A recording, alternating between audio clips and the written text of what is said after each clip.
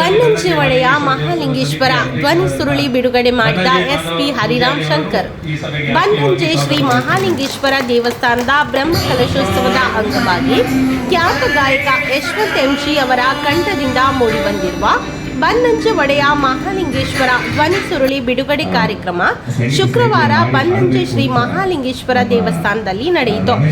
ಧ್ವನಿ ಸುರುಳಿಯನ್ನ ಉಡುಪಿ ಜಿಲ್ಲಾ ಪೊಲೀಸ್ ವರಿಷ್ಠಾಧಿಕಾರಿ ಹರಿರಾಮ್ ಶಂಕರ್ ಅವರು ಅನಾವರಣಗೊಳಿಸಿದ್ರು.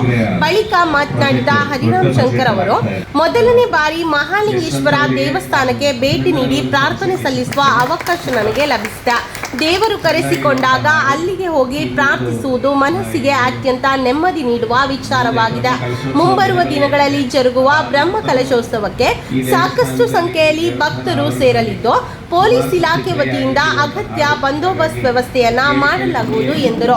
ಕಾರ್ಯಕ್ರಮದಲ್ಲಿ ಉದ್ಯಮಿ ಹರಿಪ್ರಸಾದ್ ರೈ, ದೇವಸ್ಥಾನದ ಅಧ್ಯಕ್ಷರಾದ ಮಾಧವ ಬನ್ನಂಜೆ, ಬ್ರಹ್ಮ ಕಲಶೋತ್ಸವ ಸಮಿತಿಯ ಅಧ್ಯಕ್ಷರಾದ ರಮೇಶ್ ಕಾಂಚನ್, ವಿದ್ವಾನ್ ಯಶವಂತ್ ಎಂಜಿ ಮೊದಲಾದವರು ಉಪಸ್ಥಿತರಿದ್ದರು.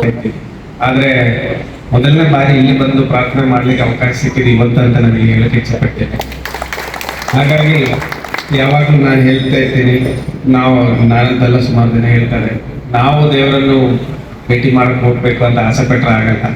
ಯಾವಾಗ ದೇವರು ನೀವು ಬನ್ನಿ ಅಂತ ಕರೀತಾರೆ ಅವಾಗ ನಮಗೆ ದೇವಸ್ಥಾನದಲ್ಲಿ ಸೊ ಇವತ್ತು ಇದೊಂದು ಅವಕಾಶ ಆಗಿದೆ ನನಗೆ ಈ ದೇವಸ್ಥಾನಕ್ಕೆ ಬರಲಿಕ್ಕೆ. ತುಂಬಾ ನೆಮ್ಮದಿಯಾಗಿದೆ ನನಗೆ.